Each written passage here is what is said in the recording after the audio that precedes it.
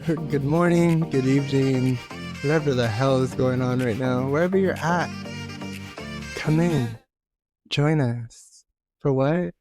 Cocoism, the podcast. Hi, everybody. I'm Boots. And I'm a Coco. I love how you started that. You know We what? have What? the Lindsay Lohan movie. Which one? Where remember, every she had the teenage daughter, and like she just needed to center herself, like every intense moment. Freaky Friday 2. Freaky Friday 2. 2. What was it like? Just Kazuntai. You know, like take that pause, Yeah. take that second. I've been in that second a lot lately, where I feel like I'm gonna take a minute. I'm gonna take a minute for myself. Mm-hmm. I'm gonna take a minute for my inner self.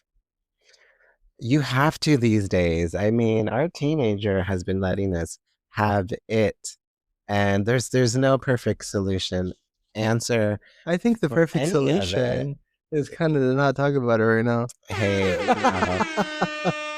hey, that's so. Let's get it started. What do you want to talk about? Whatever, just not Matthew. Oh wow! It's like this is the mood. This is literally what I deal with all day. Oh my god, poor bringing up something, and literally like Matthew storms off. He doesn't want to talk about it, and it's just like earlier when you again like I'm going to the store. That was my plan. I know, but I wasn't invited. Like, what if I wanted to go to the store? Oh, and it's like, can we just have a conversation? It's like, yeah, it's hard. Apparently, we can't. Yeah, it's hard in this day and age to. But literally, let's let you marinate and sauce it up. Let's have your boundaries in place. Yeah. And let's talk about my favorite movie of the year currently. Oh my god, I don't know what you're gonna say. I mean, it's Kiss of the Spider-Woman. Oh, with Jennifer Lopez. God. Rounds of applause. Wow. A cheers to you, Miss Yeah, Jennifer. like take that moment, like girl, take the cheers in. Diego Luna. I mean, just incredible. Yeah, it's Tonatiuh. Period. I was thinking about it. I did see the movie twice, and twice in a row. It's literally the perfect. It was cast so perfectly. All three of them work so beautifully together in all the settings that they're in. So it's what a lucky movie to be in, to be around so many probably just perfectionists of their craft, right? I mean, looking at Jennifer Lopez, she's a master of being Jennifer Lopez. Yeah. And I really feel like she came into that. Like with this film, it was like, going back to Selena, I was kind of like, wow, she's doing a musical. And then this was like the musical she needed to do. Because it wasn't just a musical, it was such a beautiful, powerful story. And she literally placed herself in the queerdom queendom. Wouldn't you agree? She's La Luna, honey. She became a super star. She's giving Aurora. And I also Tonatiuh is probably the standout at the moment, because I think it's like a bigger screen for him, and and he's just so beautiful, and he plays the role in so many different dynamics of telling the story, right? I kind of like how you explained it yesterday about, in the movie it talks about a gender centric, society, and in the end, does it really have to be that? When we're born, we're literally labeled, from day one, boy, girl, male, female. And after that, I mean, the rest is chaos, because each of us are supposed to identify with that. And I think a lot of people struggle more than we know. And more than they're even comfortable and can ever be comfortable to say.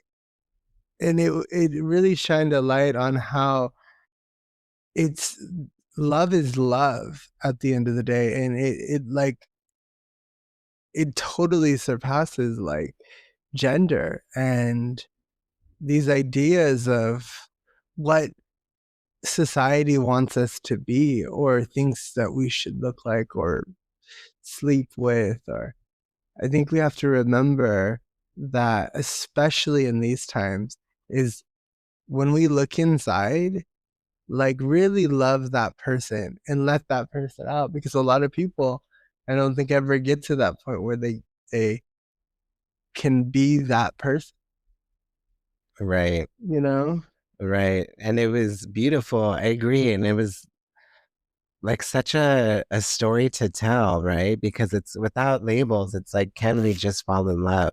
You know, can people just be attracted to whoever they want to be and not be labeled that there's something wrong with them? And Molina, who romantically falls in love with Diego, um, and who plays Valentine, it's a love story that just starts off so innocent, Mm-hmm. and it's so sweet to see how that really blooms for them. Yeah. And really how it starts, and he's just very like machismo, like manly, and then he gets called out for being that, and he's like, no, I'm not that, I'm this. And to see that and to see like the character kind of like unravel and like kind of like each layer just kind of gets pulled away until it comes to this like beautiful character that Valentino Valentine. Valentine becomes. And him being vulnerable, I think, was like him finding himself, to Right. the end, Till the end. till he loved.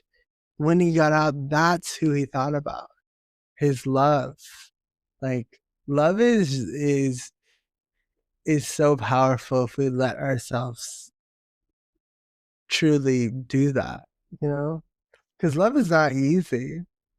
It's not. Right. I mean, because you can easily be so picked apart Mm-hmm. about who you do love and Or who you don't who love. you don't love. I mean, what a sweet story. And the other thing that I loved about it too is that it's also really funny. Yeah. And again, it's like Tonatiuh, his role is so like versatile and like he is so funny. You know, he is gonna make you cry. He paints such a beautiful story of La Luna Mm. as Aurora in Kiss of the Spider Woman. And he takes you on this journey of like, shit, like let's go, you know? It's like take me there. And it's Mm-hmm. Jennifer Lopez just lights up the screen. I was thinking Stunning. about this earlier. She gave me a little bit of like a Lucille Ball kind of Mm-hmm. energy where like I don't know if she ever thought about playing her, but I can totally see it. She Yes. just lights up the screen. She's an incredible dancer and delivered her lines so perfectly. I Mm-hmm. thought it was stunning. Stunning. And so beautifully choreographed and designed, the stages, the color, the campiness of it all. It was so campy, but in the best, cleanest way. Right. Even her little shoes, like there's something about that era of like fashion and shoes specifically that makes these girls' feet look so small. Like they're just Right. like, you know, and I imagine JLo is small, but it just makes on screen, it's just tiny with you. It's like you want to be there. These stories take you. You're like, I Yeah. want to be there. Like, I would love to have lived in that era. And These little shoes, these like hair, these little hairstyles. Like, yeah, so clean and like crisp and so much dignity. so much dignity. I mean, Dignity. exactly. I mean, it's just, I'm so thankful that they made that film.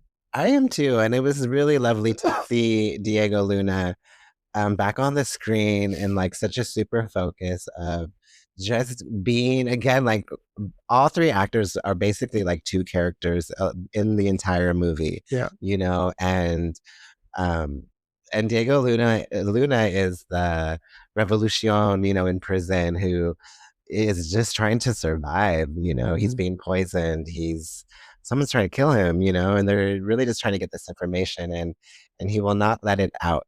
And but you see him also in Kiss of the Spider Woman, and he turns into this like beautiful, like just like stunning, you know, romancing Aurora, Jennifer Lopez, and it's really cool. Like I don't know, the music is like You know. yeah. I You mean, know. hey, You do it's not grand, not it's know. grand, Yeah. it's slick, And so and I don't really know much about Diego. Like, what other films has he been in? I remember him from Y Tu Mama También. I don't think I've seen that. I mean, I cannot believe that. I never even heard of it.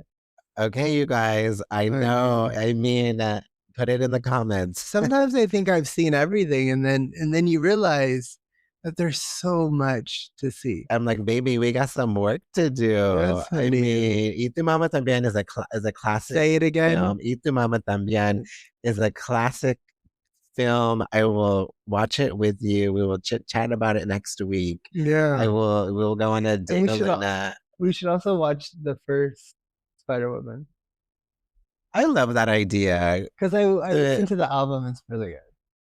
Oh, of the original. Yeah. Oh wow. It's really good. And it just, I mean, I love like that time period.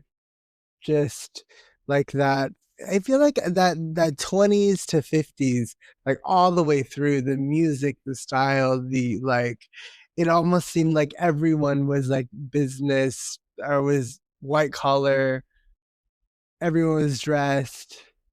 There was no Oh wow. There was no sweatpants. There was no Lululemon. There was no Alo.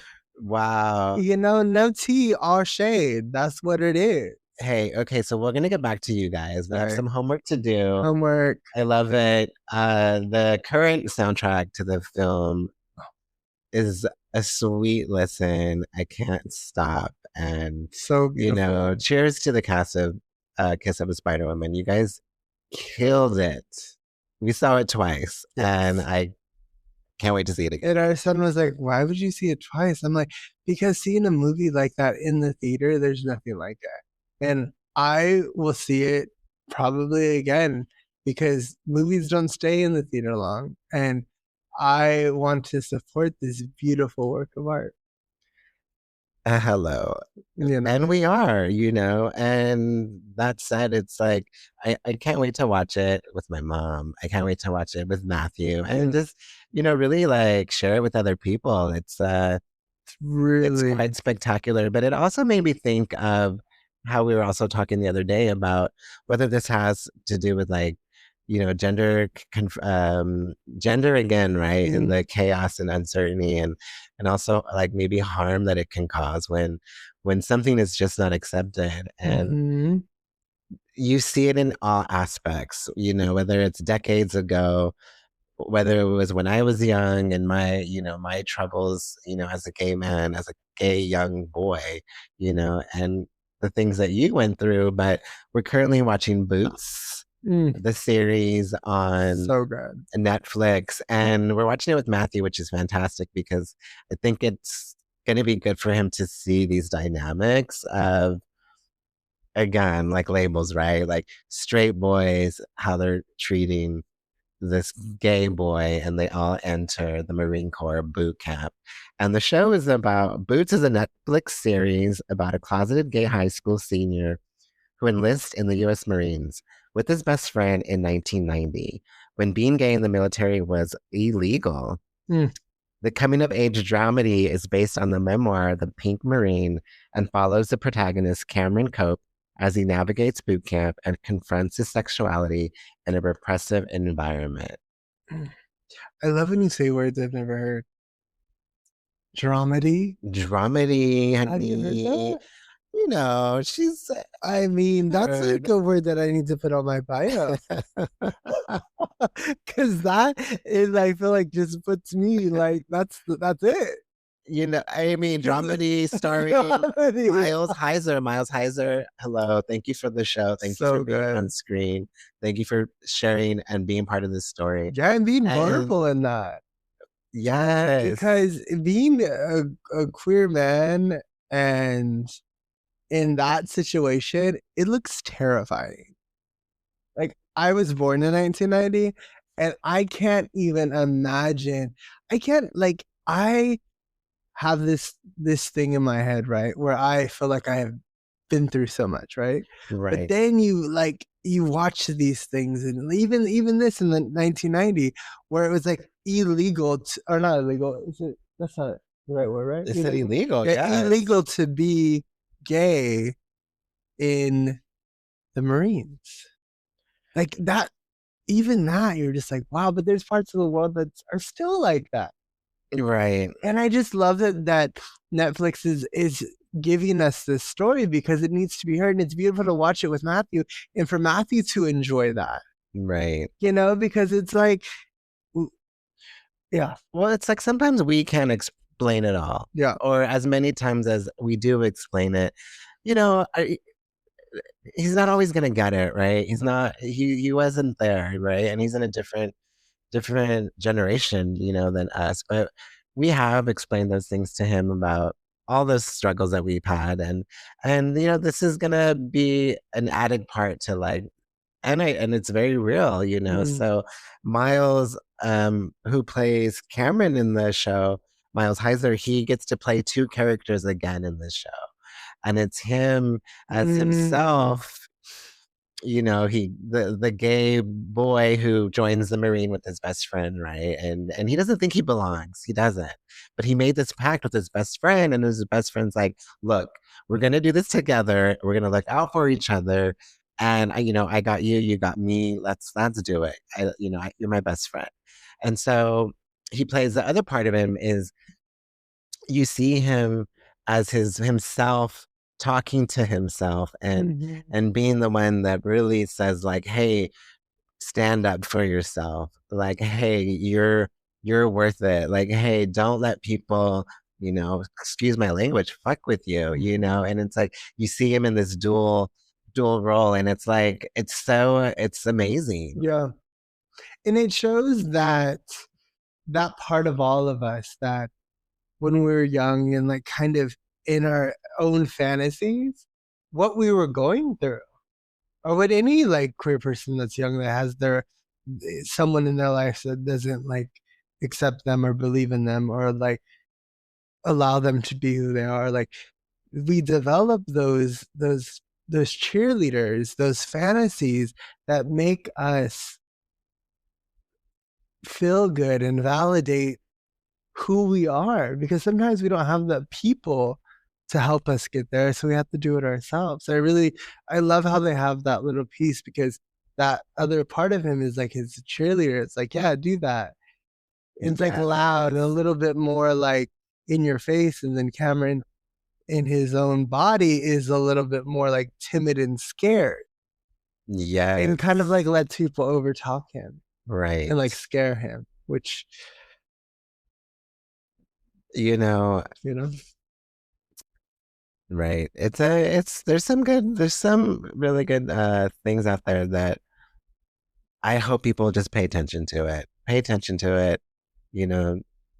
learn something from it, honestly. But yeah, you know, thanks for circling back with me on today because you know, there's been a lot going on as usual, and we only get to be here and share it with you guys, and sometimes we also don't want to, you know. It's we all have that story of putting something off, or you know, not wanting to really share, you know. So a lot of people will stand up and be like, hey, everything's great, what's up?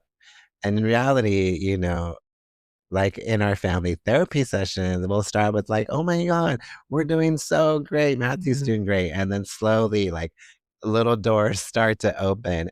Little ones. And you know, I was like, asking Coco to like, let's get back on the chair. Like, let's kind of continue the conversation with these two things that are fascinating us. And, let's open the conversation because, if you do have kids, you know what we're going through, right?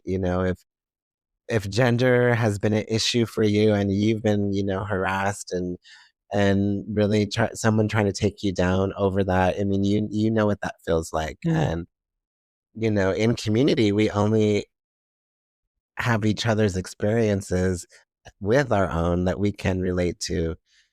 Maybe to help us, be stronger, maybe to like bring us up. Bring us up. It's like you have your community, right? It's all of us. It's all of us together. All of us sharing stories, learning, unlearning. Also, because as much as we get, we have to give, change, alter, and accept all at the same time. And be okay with that because there's nothing worse than staying the same, honestly. Because I'm not the same as I was when we started this. Because sometimes it's hard. Sometimes it's hard to like check in and get ready to be here, Right. But when I'm here, I always feel good. So thank you for getting me here today. Yes. Moments are hard, but I'm here now. And I'm happy to be here. And I love that. I walked back in the hounds too. I walked up to the movie and waiting for Coco, and he arrived with a bouquet of purple roses, lavender roses, and oh my god! And I don't know, it's so sweet. And I felt like we were on this like really sweet date, like to see Kiss of the Spider Woman, and like I don't know, it's so that's what it was. Why these like things are so emotional these days, but it's like I can't get enough. And the last thing I'm gonna say is like I love the last scene in the movie where we're going back to Spider. Yeah, you mean we have to. She is Molina. She is Molina. She is Molina, and it's like you guys will see it, and it's like be who you want to be. Be whatever pronoun, whatever fits you. Who are you? What are your pronouns? I am he, they, he. I am they, them, all day, every day. But it's also, there's so much more than that, which I also think that would be such an amazing thing to get into with you guys later. Is there's so much to gender and expression and all of that. And there's so much to learn because once you actually read it and really learn about it, maybe you'll find yourself in it. Because we all may think we know who we are, but then you read what all of this is, and then you're like, oh, wow, that's who I am. I'm a little bit of this and a little bit of that. Yes. For sure. Like I even like am more like a gender neutral kind of, even in my space, because the way I dress, I live between like masculine and femininity. Like just, I like to live in that space. I'm attracted to men, which is M, loving men, MLM. So I had to take that slow because I didn't want to say it wrong. But yeah, I mean, it's important to like know that and to want to know. Oh, that's beautiful. Period. I mean, since we're on it, we got to talk about Ms. J-Lo. I mean, she is the fire of the moment, mama. I mean, this is the TV tie-up. So yes, welcome. Welcome back. And I love this portion because it's like, we are fanatics. And I mean, Jennifer Lopez, I mean, I was thinking about some of my favorite movies. It started with The Cell. Oof. And I haven't seen that one. We're gonna see this. We have together. A list going. Legendary, iconic. I mean, it's like Jennifer Lopez is sickening, right? And you like forget how much she's projects done. And yeah, she's done a lot. And my other one is Monster-in-Law. I love Monster-in-Law with Jane Fonda. I can watch that all the time. I'm gonna watch it now. Jennifer Lopez is always in these stories because like even in Kiss of the Spider Woman, it's the story about finding love and her journey of like not really being able to, or like something doesn't And then work out, and it's like, oh my god, it's like yeah. sounds like in real life And because then that's what we Ben's the see. executive But producer. it's It's just very executive funny. producer, and like I don't know, like Jennifer Lopez, you don't play, honey. She's like this is me, this is me. Then Yeah. like I love you. Let's put a like light on the music. The music's so beautiful, and it's. I really want to see this during award season. I do Really want to too. see it, and I want the. I believe that this film deserves recognition.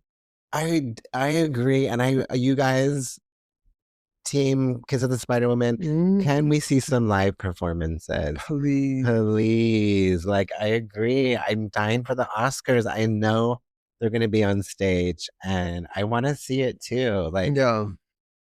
And I really want to like shine some light also on like, even here sometimes we can go into like the shade zone. But we have to realize like J Lo, she's not Gaga, but she sings well, right? Her music is really good in this movie. She looks beautiful. She played the role well. And she played the role campy. She was a campy queen the whole time. Remember when she was with the elder and her eyes were all like going like this? I was like, I believed her. I was in it with her. The close-ups were like, yes, please. Yeah, and then as she transitions from Aurora to the Spider Woman, God, that little wig. it's like it's so almost like dream like some of the way that it's like, I know. So I mean, ignore any of the negative. Nails, you could do it. It's like she brought me into this era. Like, hello, and I'm living for it. Don't you love how these go with the movie, but you had them right before? You just were like manifesting Spider Woman. I felt it coming. You know, I felt it, and I've arrived. Since you talked about your favorite J-Lo movie. Yes. I mean, I have to say this shot right up to number one for me. Like, it's the Spider Woman, 100%. And then I almost want to say Enough. Ooh. Just because it's like seeing J-Lo in that like fierce mom, like, this man's awful, but she takes care of business. She's like, deuces, boo. Yeah, you ain't got me tied up. You know what I mean? Enough. Period. And then Selena. I mean, Selena.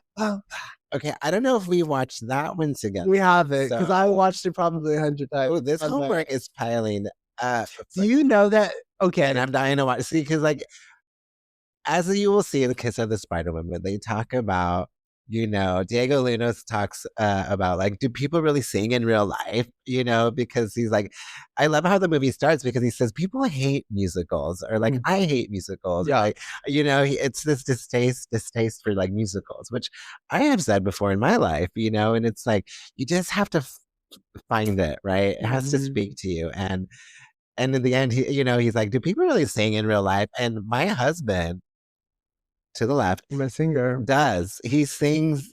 I'm a singer with no record deal. Minutely, wakes up. He's a natural performer, sweetie. Yeah. And if you don't know that, now you know. And, Coco Alexander live, honey, needs to be on stage because my beautiful husband is an amazing performer, singer, like artiste, and my little baby J-Lo up in here. God, and I just have to like I had a story that came up in my head about Selena specifically and that movie. So I don't think I've ever told you this, and I don't think there's very many people around that I could have. Well, maybe one person I could ask. Selena was the song. This club I went to growing up was called Club 21 in Sacramento. And at the end of the night, they always ended with Selena. And they had all these like go-go boxes, but at the end of the night, the go-go dancers were kind of, their shifts were done. So then they became the box that we all danced on. And every time I was on that, and I always had a cowboy. We was stomping on that box, stomping. And singing it right now just brought me back there, and it brought me back to enjoying just performing, because sometimes these guys be like, "Be quiet, you're singing too much," because I can say the same line over and over again because, I'm performing. I'm living. Sweetie, you're too many. What? Too many. What? Too many. What? Too many things. So the Selena moment is coming. It's coming. And I can't wait. I mean, I think we've got there. yeah, coming up. I mean, we're in the midst of like some really fun creative projects, and I cannot wait to share them with you guys. We're in the midst of the Cocoism, the video. Music video, and we recorded the shit out of it yesterday. Starring the incredible Satya. Satya Gagged Queen. Let's just goop it down. And goop it down. Much more. So love you guys. Let's be too many things. You're too many things. Oh wow, you just like went into like a pre-recorded. You definitely are too many things. Hey, well, let's be too many things together. And just like that, he changed my world. Now we're two dads, got a baby at home, raising him right in the glitter zone. We don't do lullabies, we do beats, teaching Cocoisms over house repeat. Fix your crown before your coffee. Don't beg for love, let it want me.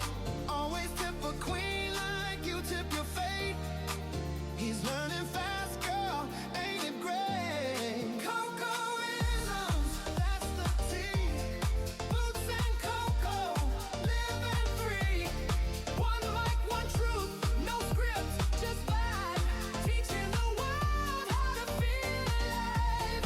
Cocoisms, legacy loud. Wisdom wrapped in a sequin shroud. Hot dance bumping, runway strut.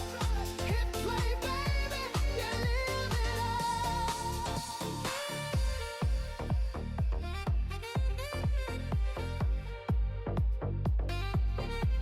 He said dreams wear heels too, don't trip. He said flaws are fashion.